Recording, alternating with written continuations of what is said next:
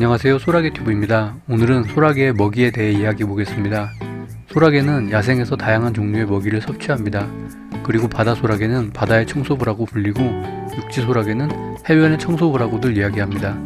그만큼 다양한 자연식들을 섭취해가며 살아가는 잡식동물입니다.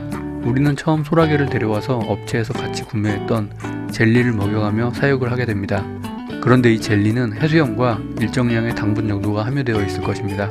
즉, 제대로 된 성장에 필요한 영양소는 매우 적을 것입니다. 야생에서 밤새 걸어다니며 다양한 종류의 자연식을 섭취하던 소라게에게 젤리만 공급해가며 사육을 하면 아마 오래 살긴 힘들 것 같습니다. 물론 이건 제 생각이긴 하고요. 어떤 것이 맞을지는 시청자분들께서 판단해 보시는 게 좋을 것 같습니다. 사람 역시 잡식이 가능한 포유류 동물이며 평생 시리얼만 먹고 살아갈 수는 없으니까요. 그럼 오늘은 소라게에게 급여했을 때 반응이 좋았던 음식들을 위주로 말씀을 드리고, 주면 안 되는 음식에 대해서도 말씀을 드리겠습니다. 첫 번째로 키틴입니다. 키틴은 소라게의 외피를 단단하게 해주는 보약과도 같은 음식입니다. 꽃게나 홍게 등 게 종류의 껍질을 전자레인지나 에어프라이어에 구워서 주시면 되는데요. 전자레인지에 구우실 때는 10분씩 3번 정도 이상 구우시는 것을 추천드립니다. 다 굽고 나면 물기가 남아있다면 언제라도 상할 수 있으니 바짝 익히셔야 합니다. 그리고 꽃게 껍질에 붙어있는 털 때문에 금방 상하고 냄새가 심해질 수 있으니 익힌 뒤에 털을 칼로 긁어서 제거해 주시면 됩니다. 전 이렇게 반찬통에 넣어서 일주일에 2번이나 3번 정도 급여해 주고 있습니다. 두 번째로 견과류입니다. 견과류에서 나오는 기름은 소라게가 탈피를 성공하는데 많은 도움을 준다고 합니다. 간혹 탈피 때 제대로 탈피를 하지 못하고 다리가 휘어서 나오는 경우도 있는데요. 이런 문제도 견과류 섭취가 부족해서 그럴 수 있다고 합니다. 따라서 호두, 캐슈너트, 해바라기씨, 땅콩, 호박씨 등을 많이 주시면 좋을 것 같습니다. 세 번째로 과일입니다. 과일은 채식을 사랑하는 인도 소라게가 특히나 잘 먹는 음식입니다. 재미있는 것은 똑같은 과일이라고 해도 당도가 높은 과일을 귀신같이 잘 먹습니다. 저는 망고, 수박, 딸기, 메론, 리치, 람부탄 등을 줘봤는데요. 망고의 경우 껍질과 같이 줘봤고, 겉면은 약간 농약이 묻어있을 수 있으니 깨끗하게 씻어서 주었습니다. 딸기 역시 꼭지에 있는 잎과 함께 주곤 하는데요. 특히나 인도 소라게가 잘 먹는 것을 확인했습니다. 육지 소라게는 서식지에서 파파야, 망고, 람부탄, 리치 등을 먹는다고 합니다. 그래서 이런 과일은 구하실 수 있다면 언제든지 급여해 보시기 바랍니다. 최근 알게 된 바로는 오키나와에 있는 푸르푸르 소라게들은 아단나무 열매를 아주 잘 먹는 것으로 확인됩니다. 아단나무 열매를 구해보려고 하는데 구할 수 있는 경로가 없네요. 구독자분들 중에서도 먼저 구하시게 되면 공유 좀 꼭 부탁드리겠습니다. 네 번째로 단백질입니다. 단백질 역시 소라게에게 중요한 영양소입니다. 전 닭가슴살이나 생고기, 갈치구이도 가끔 주고 있습니다. 생고기를 주실 때에는 꼬치나 이쑤시개를 꽂아서 들고 도망가지 못하게 해주시는 게 좋습니다. 그리고 그 외에는 밀웜이 있고요. 칼슘까지 포함된 감마루스를 주셔도 됩니다. 감마루스의 경우는 딸기 소라게나 바이오 소라게가 잘 먹었습니다. 대신 감마루스는 조금 비릿한 냄새가 나긴 합니다. 냄새에 민감하신 분들이라면 감마루스보다는 밀웜을 추천드리겠습니다. 다섯 번째로 탄수화물입니다.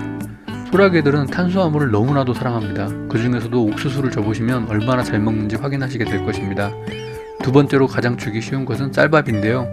쌀밥은 매우 끈적이기 때문에 먹고 나면 집게발에 달라붙은 쌀밥이 딱딱하게 굳는 것을 확인했습니다. 그래서 전 뭉쳐져 있는 쌀밥에 담수를 한두 방울 떨어뜨려서 끈적이지 않게 해주곤 합니다. 그 외에 발색에 도움이 되는 음식을 말씀드리겠습니다. 사실 발색에 도움이 된다고는 하지만 탁월한 효과를 보긴 어려울 것 같고요. 꾸준히 주다 보면 미세한 차이가 있을 것 같습니다. 우선 아스타잔틴입니다. 자연계에 존재하는 천연 붉은 색소이고요. 새우, 감마루스, 게, 연어 등이 있습니다.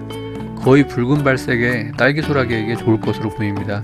딸기 소라게는 사육 환경에서 자라게 되면 탈피를 하며 점점 색이 주황색으로 바뀌게 됩니다. 아스타잔틴이 함유된 음식들을 자주 주시고 건강한 발색을 최대한 유지시켜 보시길 바랍니다. 두 번째로는 베타카로틴입니다. 베타카로틴은 식물의 노란색, 주황색, 붉은색 색소이고요. 당근, 단호박, 고구마, 망고, 살구, 오렌지, 시금치, 케일, 브로콜리 등이 있습니다. 대부분 바이오 소라게나 인도 소라게와 같이 보랏빛이나 푸른빛이 진한 아이들에게 좋을 것 같습니다. 그런데 만약 핑크색 인도 소라게를 사육 중이시라면 보랏빛 채소를 자주 먹이게 되면 보라색 인도가 될 수도 있다고 하니 그런 부분은 원하지 않으신다면 주의하시는 게 좋을 것 같습니다. 그리고 주면 안 되는 음식에도 많은 종류가 있는데요. 간혹 많은 분들이 실수로 줄 수 있을 법한 음식들을 몇 가지 말씀드리겠습니다. 가장 헷갈릴 법한 음식이 바로 마늘과 양파입니다. 전 그래서 이 둘의 공통점으로 미루어 보아 매운 음식들은 가급적이면 주지 않고 있습니다. 그 다음으로는 알로에, 월계수도 좋지 않다고 합니다. 알로에의 경우 충분히 줘도 되는 음식 같아 보였는데 그렇지 않다고 하네요. 식물 중에서도 진달래, 국화, 개망초, 스킨답서스, 페퍼민트, 산세베리아, 홍콩야자, 쑥은 좋지 않다고 하고요. 나무 중에서는 계피, 침엽수 계열, 소나무, 삼나무, 향나무, 그리고 개운죽도 좋지 않다고 합니다. 가끔 사육장에 식물을 함께 배치해서 키우시는 분들도 계신데요. 이 식물들은 피해서 넣어주시는 게 좋을 것 같습니다. 그 외에 당연한 얘기지만 담배도 소라게에겐 해롭다고 하네요. 앞에서 말씀드린 영양소를 충분히 공급해 줄 수 있는 식단표를 만들고 주시게 되면 누구보다 건강한 소라게로 오래오래 키우실 수 있을 것 같습니다. 오늘은 이렇게 소라게에게 줄 수 있는 음식과 주면 안 되는 음식들을 말씀드려 봤습니다. 이 외에도 다양한 종류의 음식들에 대한 정보가 내친소 카페의 자료실에 정리가 되어 있습니다. 더 다양하고 깊이 있는 정보가 필요하시다면 내 친구 소라게 카페 가입을 추천드립니다.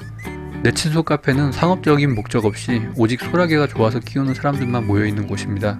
그러한 만큼 소라게를 위한 연구가 활발하고 다양하고 깊이 있는 정보가 있으니 많은 이용 부탁드리겠습니다. 소라게들은 자기들의 의지와는 상관없이 포획당해서 우리 손에 들어왔습니다. 그런 불쌍한 소라게들이 한 마리라도 더 오래 살아남길 바랄 뿐이고요. 그러기 위해서는 정확하고 깊이 있는 정보를 통해 사육을 해주시는 분이 늘어나는 게 좋을 것 같아서입니다. 그럼 오늘도 영상은 여기서 마치겠습니다. 영상이 유익하셨다면 구독과 좋아요 부탁드리겠습니다. 감사합니다.